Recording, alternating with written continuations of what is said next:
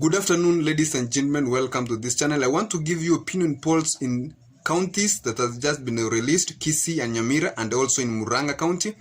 But before I do that, if you're watching for the first time, remember to subscribe, touch that subscribe button and put the notification bell on, because that's the only way you'll be promoting my channel. And for those who have subscribed, I'm very grateful. So in Kisii County, Simba Arati of UDA is leading at a 66% margin, and is followed with at the far distance with Ezekiel Machogu of UDA at an 11% margin.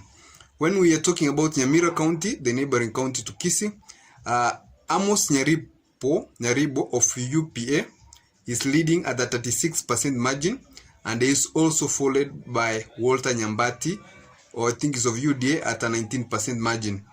In number 3, in the third county, that's Muranga County, Irungu Kangata, I think is of UDA also, is leading at a 58% margin, and is followed by Kamau of Jubilee at a 13% margin. Those are the latest updates in our counties, in the 3 counties. I'll update you in other counties including Trans Nzoia. Just subscribe and like the page so that you're notified immediately I get that information. Thank you for watching, ladies and gentlemen. Have a nice evening.